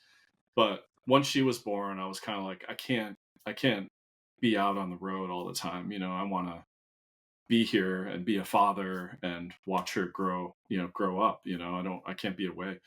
So that was like a very conscious decision, and it was tough, because I had like built up some momentum and I had a lot of opportunities to do that stuff, but I just felt like I had to like focus on family stuff for a while, and then right after she was like a couple years old, I went through a divorce, and that was really very low point in my life where I had to like basically restart my life, Right. and start over. And I had like a little kid and single dad, and I was just trying to figure shit out. So, but I got back on my feet and figured things out. And I opened the record store like 8 years ago, or I started working on it about 9 years ago, getting it ready to get open. So yeah, once I opened the record store, it was like that's like a full, especially at first, it was really full time work for me. I was like putting tons of hours into it, and between that and being a dad, I didn't have whole lot of time to make music, even though I would try to find time whenever I could. Of course, yeah. So yeah, that was like the transitional period, and then I would say in the last like 5 years or so, my daughter, is almost 15 now. So as she's gotten to be older, teenager, every parent knows this, you actually finally have a little more space to like, you know, get back to some of your own stuff that you want to do, and, Yeah. but when they're young, it's tough, man. It's like full on, it's like 100%, you're in the parenting zone, trying to figure it out and trying to be the best parent you can. Right. And trying to the other thing is when you have a kid, you're like, oh shit, I'm responsible for someone else now, like I need to like find a job that pays money. I need to have healthcare, all the things that you can kind of like slough off when you're younger because it's just you against the world, and maybe you don't need that much, but all that stuff comes into focus too, so Right. it was that kind of like pushed me away from like touring and doing the whole music grind, but now I've like come back to it in a really nice way, where I'm not concerned with that part of it anymore. I just want to make music, and put it out Right. there. So So I mean, like, when did you start finding your way back to rap music? Because yeah, once again, like, you look at the track list of No School. yeah, And this is like, once again, it's not like you're kind of poaching these like mid-tier people who have all this crazy exposure and are like right. I mean, like, there's a few people on here who are blog darlings, but not in the sense that like Billy Woods is. And like Right, we right. Yeah, and like we love Woods, we love Backwoods, but like this is my favorite. but Yeah, yeah, but like Hester Valentine is not Billy Woods, you right, know, right. like, so it's and you're like, and like Jay Cinema and Trey Does, like all these people Yeah, that we know and love. Like, shout out to all of them, by the way, they're all yeah. amazing. So like, Love everyone. when did you start really digging back into what's happening now with rap stuff? Yeah, yeah. It really did. It started around 2010. Like after my daughter was born, I was starting to hear a few things like in the underground or just in the rap world that started to interest me again, and then but I would say definitely in the last like 5 years or more, there's like a bunch of things that really like hit me, and I was like, okay, there's a lot of great shit going on, and then um that's when I really started digging a little deeper, into like the real indie self-release music world, Bandcamp and SoundCloud and all that stuff. And um, I during around 2010 or so, I started making beats again just for fun, like on the side. I was like I'll be working on one of my other albums, and I'm just kind of like making beats here and there, sampling stuff, like just getting back into it again. Just as a fun like side thing. And then about like 2 years ago, I kind of went through all the beats I had made over the last while, and I was like, you know what, there's some good stuff in here. So I collected made a little like beat tape from that and put that on Bandcamp. It's called "We're Gonna Fly Away," I was listening to and that earlier yeah, today. and It's that's great. just Yeah. solo, just instrumental stuff, and that's a collection of stuff that I made over the last like 10 years or something like that. And it's Right. some of it's newer, some of it's a little bit older. Um, and then that really like once I made that a public thing, I never really played that stuff for anyone. People that know me know that I've been a big hip hop fan, since I was, in high school. But once I put that out publicly, people were like, "Oh, this is awesome, man!" And the wheels started turning for me, and I was like, you know what? I've always wanted to make like a proper hip hop record with like good MCs, and I would do all the production and mixing and arranging and sound design and stuff. So that once I put that beat tape out, it kind of set things in motion, and that's when I was like really digging into like the underground hip hop world, and I started connecting with people and reaching out to like all these cats that you mentioned, just because I was listening to their music and was like, I thought they were doing cool shit, and so I basically what I did was I made a really long list of like MCs I wanted to work with, and it was kind of divided up into like older school MCs, like some of my heroes and legends, like kind of like wish list kind of people, Yeah, yeah, yeah.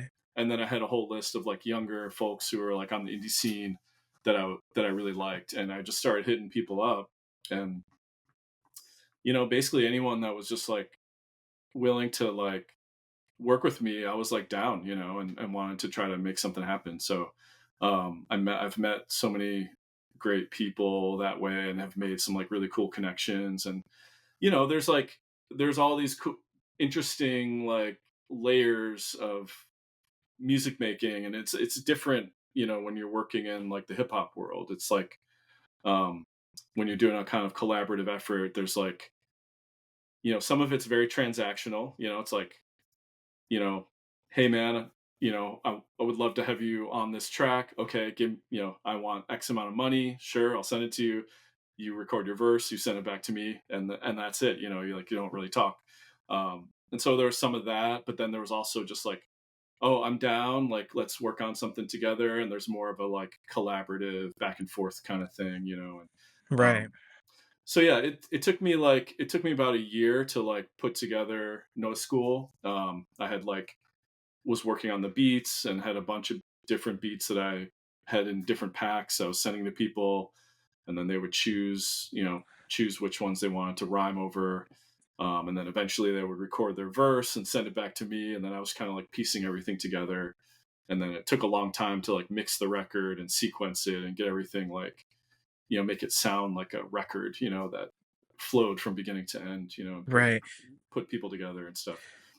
Cause yeah, no, you did a lot of that work yourself here. Like the only thing Yeah. you didn't handle was the mastering, which our Yeah. boy Willie Green, shout out to Professor Green. Green's the Fucking best.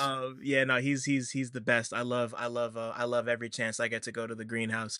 Yeah. Fucking yeah, no, So, like like that's the only thing you didn't do.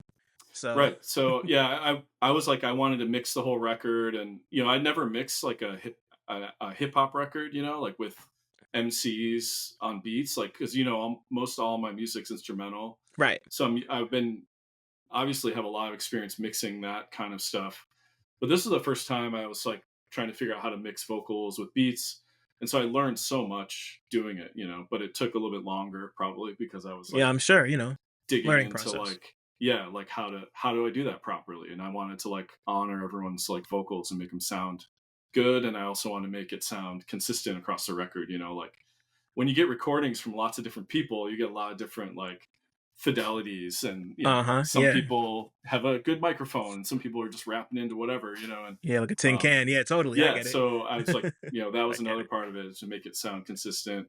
um and then yeah, I just want to mix the whole thing and arrange it myself and do all that. And then I also do a lot of mastering work myself, but for this project, I was like, you know what, I want to find someone who's like a hip hop mastering engineer that I like the way their records sound, and the first two people that came to mind were Willie Green and Steel Tip Dove. Shout out I to love, Joe, yeah, man. shout out to Dove, yeah. And like, because I've been listening to all the Backwoods stuff, and then a lot of the Dove related things, Fused Arrow, and Yeah. just love the way all that stuff sounds. So I hit up both of them, and Green got back to me like right away.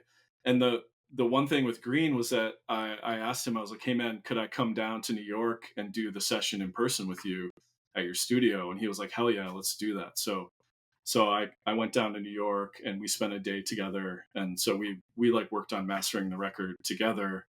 And that was super cool. I just like, I wanted to meet him because, really like admire his work. Yeah, he's a And legend. also just like I could kind of like pick his brain and just like watch what he does, and like I learned a lot from that as well. So, Oh and I felt man. like, when we met, I felt an affinity with him. We have some similarities. We're close to the same age, and so I feel like we really like, he felt like a brother to me in a way.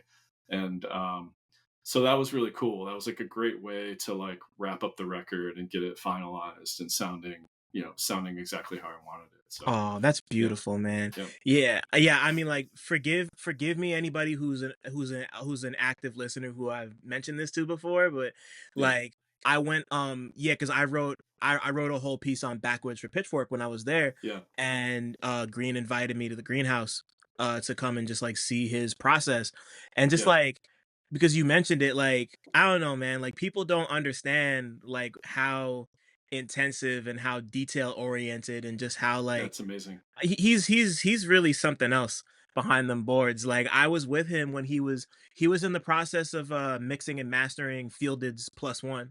Oh, at nice. that Yeah, yeah, time. So we were listening to a bunch of we were listening to one of those songs, and I yeah. just like, Over and over again. yeah, which is like great because it's a great song. Yeah, But just like watching him like add in effects, take yeah, out effects, raise the volume or lower the volume on vocals, and just like yeah. really get like an intensive crash course into like it's all like basic mixing shit that like anybody with Right, like any basic sort of like experience with like a DAW can do easy. right. But then like the thing that really got me about his process is that I don't know if he did this for you, but whenever he plays songs, he'll play them out of every kind of Yeah, speaker imaginable to yep. make sure it sounds He's good. got It's like, he can change the source, to all the yeah, different things. So like smart. he has these beautiful like hi-fi speakers with these Yep, beautiful like he just has like the most high-tech shit you could imagine, and then he'll yeah, play it out of like this shitty like tin can speaker yeah, and then he'll play it off his like laptop speakers and his yep, phone speaker, and like he wants to make sure that it sounds good out of every single yeah, source possible, and like that was incredible to me, like yeah. That's really, as really smart. like I had never thought, like as somebody who's dabbled in music production and obviously like runs with a lot of musicians, like I had never thought about how valuable it is to be like, oh, we got to make sure this sounds as good on we got to Everything. make sure Yeah, we got to make sure this sounds as good on the Bose as it does like out of somebody's speaker on the yeah. train, like Yeah, you that's never really know important. like what people are gonna be listening to it on, that's the thing. Hmm. It's like you want to make it sound good across that. Yeah, the main thing that impressed me about Green, obviously, is his knowledge, but it was his like workflow and how efficient and quick and how he just has a mastery over his equipment and his workflow. Like he could pull something up and really quickly dial in the right sounds and get it sounding good like really fast because we mastered the whole record in one day and it's like Oh wow. it's a lot, quite a bit of music. It's Yeah. whatever, 15 tracks and 40 minutes or whatever. And I was like, are you sure, do we need 2 days? Do you want to really bust it? Or he was like, we can do it one day. I'm confident. So we spent like, I don't know, 6 or 8 hours working on it, but it was, I Wow. was impressed. I was just like, how in command of all the tech and equipment he is, because that can be like such a stumbling block. Hmm. But it makes sense. He's done so many records, he's mixed so much stuff that he has all of that right there under his fingertips. It's almost like an Right. instrument, like you can just Yeah, let like the get the tech out of the way and just use your ears and make decisions that way and make things sound good. to be so skilled that you could mix, or excuse me, so you can master a whole record and like mastering a Yeah, record in a work shift. That's crazy to me. yeah, Like yeah, we did eight it. hours is nuts. Like I know engineers who will take like a week I or know. 2 weeks, a month, and like for him to just be like, I could do this, I could do this, I could do Yeah, this 9 to 5. yeah. Like that's not nothing. That's crazy. The one thing was is when I sent him my final mixes, he was like, "Oh, these sound pretty fucking good already." So like, I had gotten it like pretty Okay. close. Yeah, Which he was still, pretty happy. Yeah, still that's he was dope. like really That's happy. dope. He was like, "Okay, I don't have to do a ton of work here, but we can definitely make this sound better and more cohesive and consistent and everything." And like So that was what a cool. compliment, to have somebody Yeah, like him be it's like, great. yeah, this already sounds great, but we can do a little bit, Yeah, like just just bring it up. that's Bring it up a little bit more. always Yeah, what you want to hear. Um, and like I wanna ask about, I mean, like considering the process it took to put this whole record together. yeah, I wanted to ask about a couple of my favorite songs that yeah, really totally. stuck out. I want to say maybe like 3 or 4 of them. And Yeah, go for it. the first one I could think of is Double Dream with Micah Nine, Yeah. Freestyle Fellowship, legendary type shit. So like, how did you reach out to Micah Nine? How did this happen? Like, how Yeah. quickly did it turn around? Like, tell me about it. Yeah, so Micah, of course, was on my like legends list. I reached out to a bunch of like older MCs that I used to listen to back in the day, and just kind of dreaming big. Like Yeah. would love to work with these people.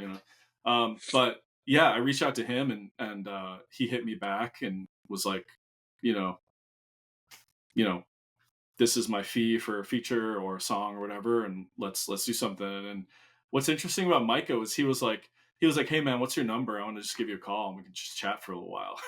So, which was awesome. I gave him my number, and he called me and we talked for a little bit. And um, then I was like, the beat that he raps over. I had that kind of in mind for him. Once he said he wanted to do something, I was like, oh, this would be great for him. So we just kind of talked, about the track and the concept, a little bit. And he basically ended up writing a whole song over the beat. He didn't just do like a feature verse. And Right. so yeah, I love the way that track turned out. And Freestyle Fellowship was so big for me, like growing up too. That was like that first Inner City Griots. That's like one of my all-time favorite records from back in the day too. Yeah, no, So yeah, I've been a no. fan That's for a incredible. long time. Yeah, Yeah, yeah, that's but so he's dope. he's a sweet dude, really really great guy, and was like,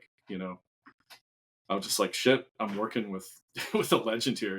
It's like happened a couple times on this record. I just felt honored, and wanted to like really do the track justice once I got the stuff back from everyone. Really, like sent them stuff and they sent me a killer verse. I was like, okay, I want to make sure this is good. This is really good. Right.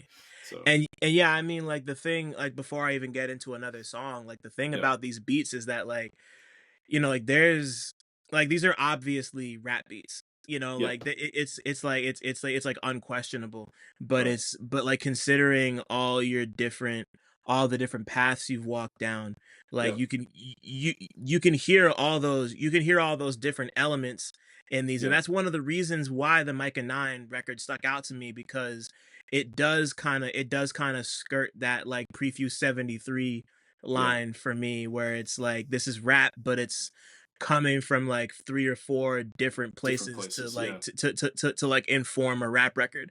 And like, to have that happen with somebody like Micah 9, who's been around for, like 30 fucking years, damn yeah, near 40 years, I know. is like, I don't know. It's just it like it's just it kind of goes back to what I was saying, or what we were saying before, about just like the wanderlust and keeping Yeah, that curiosity alive. Like, as you get older, there's always that, like, oh, your taste solidify once you turn 32 or whatever the fuck. And it's just like, I don't know, seeing what you did with this record as a whole, and with yeah, a handful of these songs specifically, is like, I've been talking about this with a lot of like my OGs and friends and people who are older than me. Just like, it yeah, makes me happy to see that there's more to life than just kind of being frozen and stuck in your ways, yeah, and like that it doesn't have to end once you turn like 35 and it's like, oh, nothing sounds like I like, like no, that. It's like, I'm like terrified of being that. And you it, won't. and like to see Yeah, that you're where you are, and you're still so, like, you have a Rapman Gavin verse on this I know. album. Like, shout out, shout out, shout out, shout It's out to South because Africa's finest, bro. he's one of the best rappers going right now, man. That's Hmm. crazy.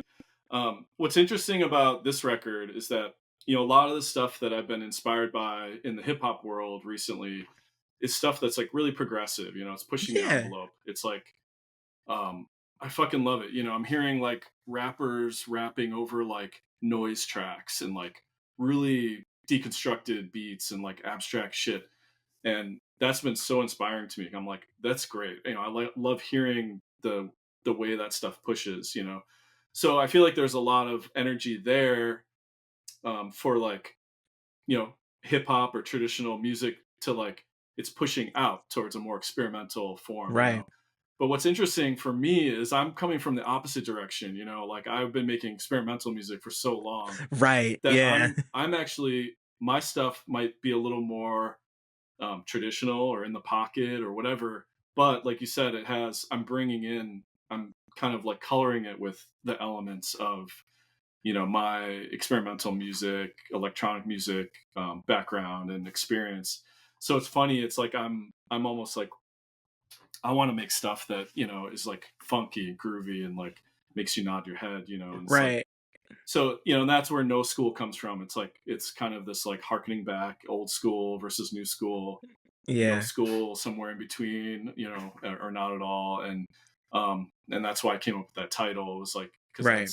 that's the sort of dichotomy that I'm like feeling when I'm making this music, because I'm kind of like returning to um, my original like love of making music, and why I started making music, back in the early '90s, and then but I'm also like, it's 2025, and I'm bringing in a lot of different things that are going on too, and so that has been really interesting. It's like I know I could make like super um, weird or abstract beats and stuff, and there's a couple of moments of it on this record for sure. But I kind of like reined in some of those impulses, at least for now. So Mhm. yeah, And it's interesting to hear you say that because I think about like, Imma jump around a bit, but, yeah, like, when I think of, like, more traditional sounding stuff on here, I think of, like, the Sleep Sinatra track "Mellow" yeah, or Def C on Stigma, who, yeah. like, yeah, I'm like, you already said it, like, publicly, but Imma say it again. That Def C verse is one of his best I've heard in a minute, and, like, He's great, man. Adam's my heart, bro. I Yeah, love Adam so much. His new album with Parallel Thoughts, amazing. I can't wait for people to yeah. hear that. I'm Um, psyched that he just announced that single's great. yeah. Yeah, he was super cool about doing something, and yeah, great dude. Another Chicago connection. Right, Like I've exactly. got some Chicago connections on this record. We didn't live Mhm. there at the same time, but Right. we know Chicago. We're from there, or we Right, lived there right. for a while. So that's kind of fun. And then, like, you have more traditional leaning stuff like that, but then you Yep. have a song like Spines with Lungs and Yeah. Hester on it. And, like, and I mean, like, anybody who listens to this knows how I feel, but I love Lungs and Feek. I think they're Me too. incredible. I think I think Lungs' ear as a producer and an engineer is crazy. I think Yeah. their ear for beats is nuts. I loved Carrot Season. Yeah. That was a I, huge I one. I loved Another Planet 4, and just like once again, like they're just so brave. Like Yeah. they just kind of dive straight into whatever they get, and they're like Yeah. not really worried about like time signatures or any Yeah. crazy shit like that. But like but I mean like that, like once again, Spines is a song that like, you know, to the untrained ear, it's like how do you rap over something like that? Right. Right. But I Yeah. think Lungs and Hester are two people who like the two of them can handle chaos so well, and they just Right. like know where they fit in the maelstrom. Yeah. And like talk to me about how Spines came together, because that's one where like I Yeah. went back to it a couple times and was just like, damn. Yeah, Like that's an interesting track, because that really is probably the more one of the more like abstract electronic music kind of tracks on the record. And I almost was like, just was thinking about not doing that or using that. It's very like glitchy electronics. It's kind of everything's really cut up, and yeah, the rhythms aren't quite. They're all kind of falling over each other. But I had the first part of the track kind of done, kind of laid out, and like you, like blown away by the Lungs and the Feek stuff in recent years, and so he was definitely somebody that I was like, I would love to get him on my record. I just love what he's doing and his flow, and just that kind of like the words washing over you, kind of stream of consciousness thing almost. Um, but when I had this track and I kind of was like getting it fine tuned, I was like, man, I think Lungs would sound incredible over this. So I hit him up, and sent him this track, and he was the fastest turnaround on this album. By the way, yeah, that I makes s- sense to yeah, me. it was fucking He's crazy. I sent him the track.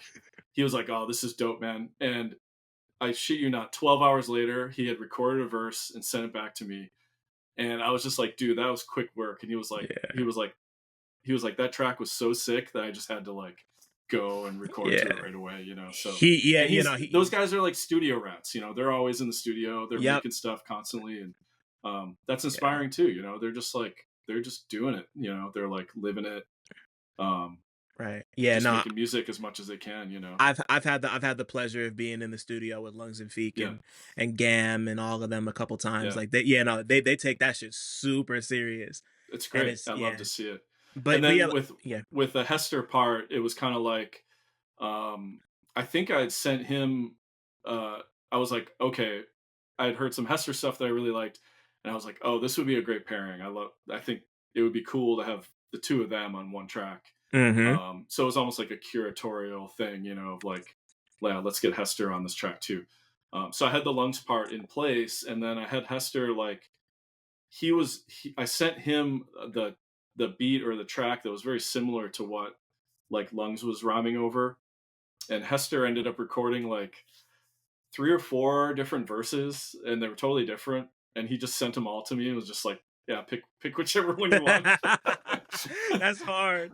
Oh, Yeah, I and love it that. was like over a course of a little while, and I was like, "Okay, cool, man. I'll like start piecing it together and like figure out which one I want to use and how it's Yeah. gonna fit."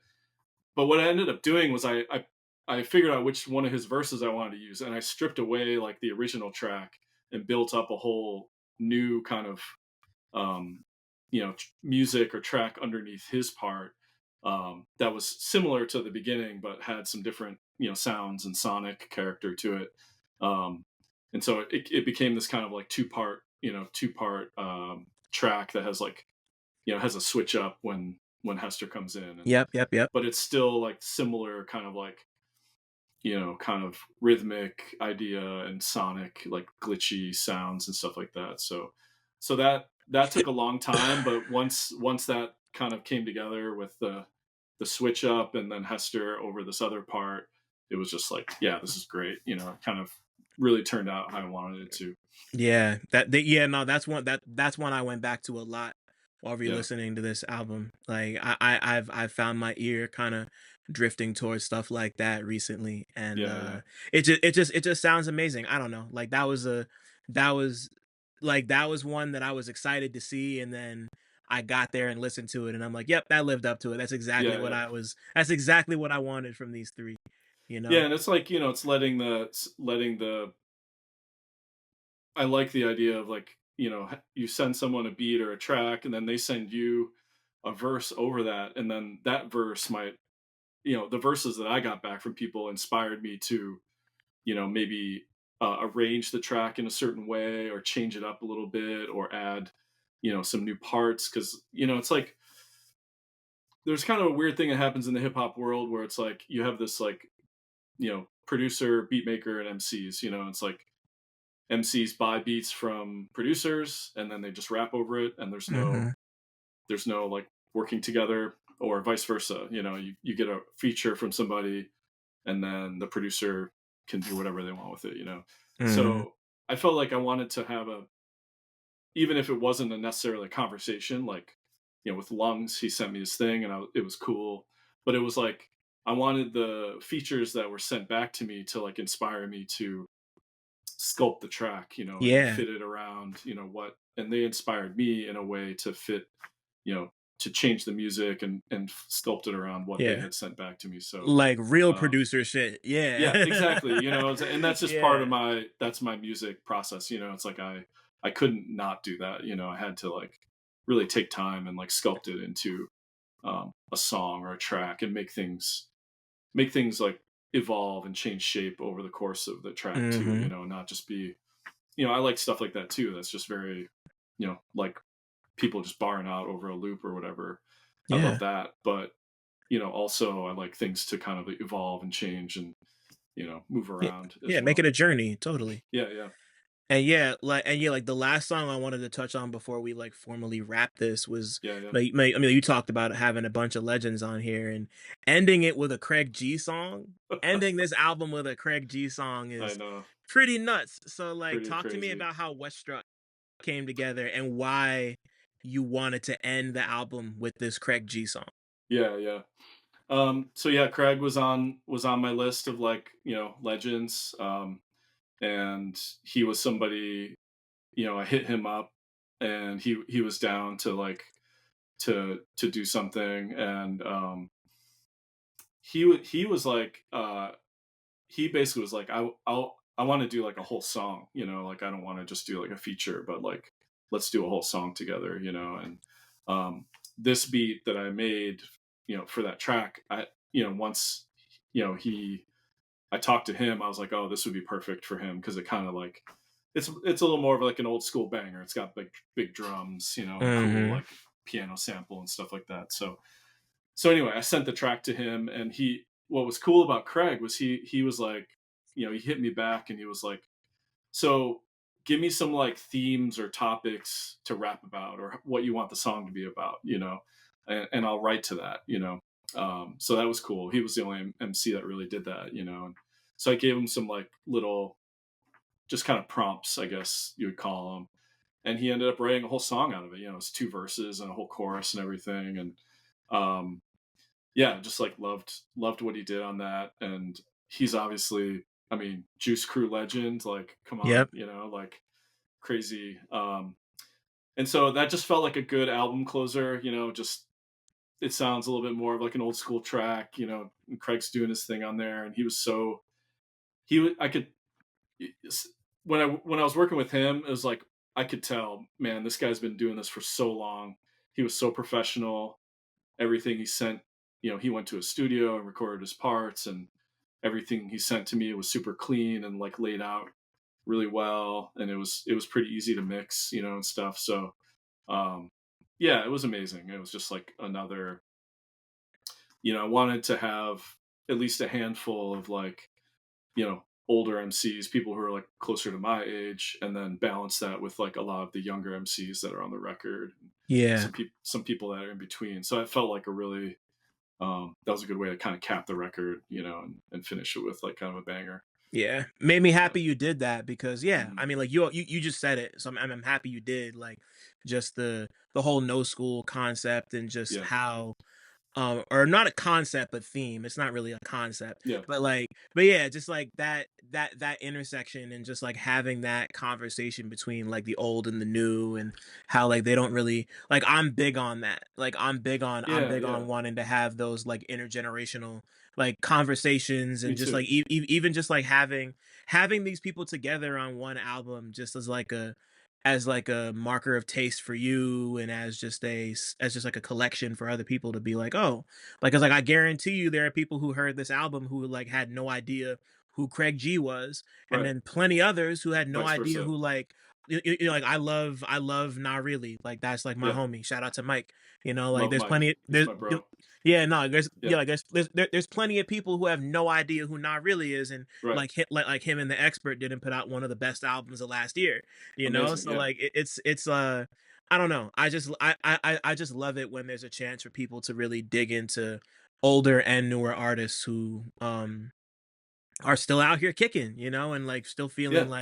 still feeling like they're like charting new and or interesting paths in this thing that we love, because like, and I don't know, like as I get older, like just like that's one of the things I love about rap music, like it never really feels like it gets like there's always these conversations about like, oh, Right. like whatever's happening in the mainstream, it's stale, it's dated, like sure there's plenty of stale and dated Yeah. shit, but like rap is so unique in the fact that like it's always mutating. I Yeah. can't There's really always think something going on. I Yeah. can't really think of any other genre that's like constantly mutating and adapting with the times like rap is, like it's Right. 50 years old, and it's really just like there's still so many different places you could take it, like stuff Yeah. that we haven't even thought of yet. Right. Like I like as much as I love other kinds of music, like I just don't think there's any other form of music that's as malleable as rap is, Right. it could be made from anything. Like that's Right. the Right. beautiful thing about Yeah. it.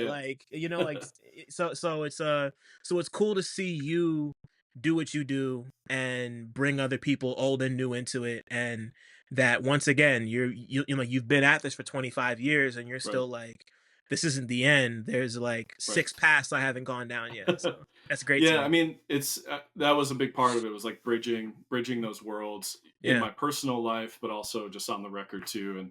And like you said, man, it's just a lot of it's just about like staying open minded, and it's like, um, like I get so bummed out when you see like I don't know, like a legendary rapper or something. They're just like, yeah, all the new shit's garbage. Like I only do, I'm only into the classic stuff, Yo. and you're just like, come on, like you have to like, you just have to dig a little bit, and you'll find stuff that's Yeah. so good.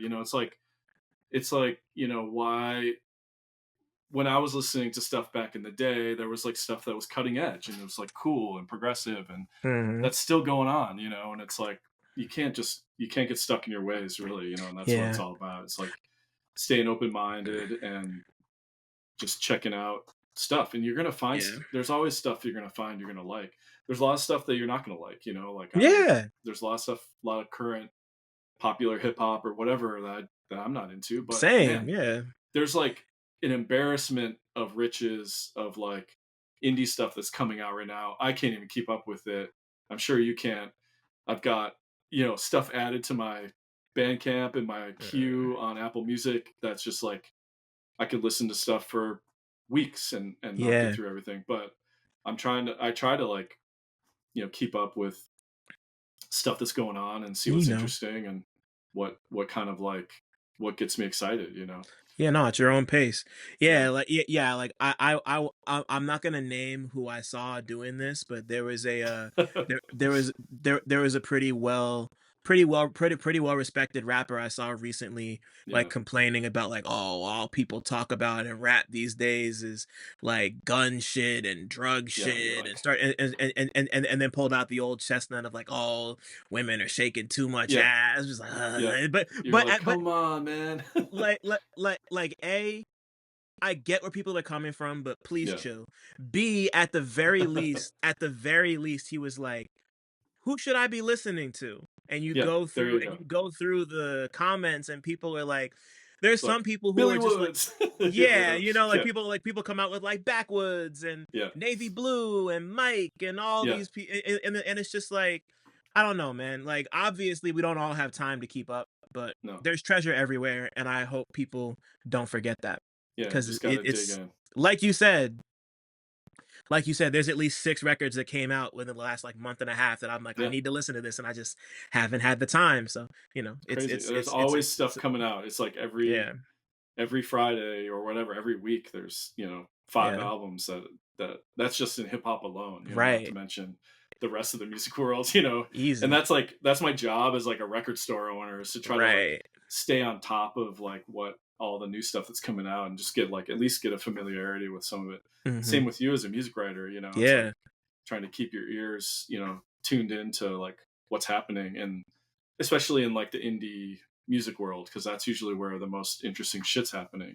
yeah, And so but it's really hard, man, especially right, nowadays. It's just a tidal wave of stuff right, constantly. And but things catch and you get certain things, you don't get other things, yeah, you find certain things later, and yeah, it's just part of like why I love music so much. There's like it's endless, you're right. never gonna hit the end of it. There's always something to find or dig into. Right. And just, like, having people you trust, like, there's, like yeah, Yeah. like, like, I got a homie who sends me music all the time that I, like, Right. might not have found otherwise. Like, Right.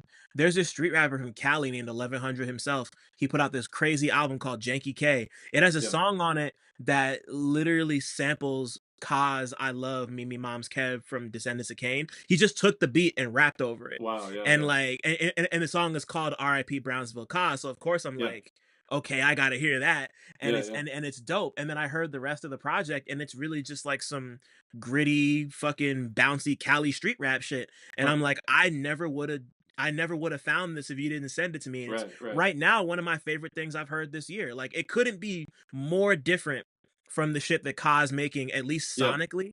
Like lyrically, it's a little similar, but like it's like I wouldn't have found that otherwise, Yeah. and Yeah. like I'm a big 10K person, like Mike and all of them, like Nyante's record Yeah. for the love of money, fucking incredible. That's on Like my queue. I haven't listened to it he's yet, but I want to check it out. It's it's like, yeah, incredible, can't wait. son. He's like Yeah. he's one of my favorite producers out. His Yeah. beats are nuts, and he can do Totally. all sorts of different. He can do Milwaukee shit. He can do Florida shit. He can do like Yeah. sample based New York shit. Yeah. Like I don't know, man. It's just like obviously there's stuff to complain about and stuff that like we should Yeah. take issue with, and but I don't know. There's just too much good for me to feel like, oh, like what are the I can't get behind that shit. Yeah. That's like I can't. channel your energy into the good stuff. Yeah. Who cares about the garbage or what we're not into? I don't care. Like Right, just exactly. tell me what's good. Like that's what I want to know.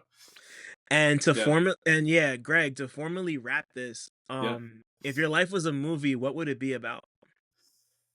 Oh shit. that's I that's didn't a tell you. good one. I didn't tell Yeah, you that's that a one. sneak question.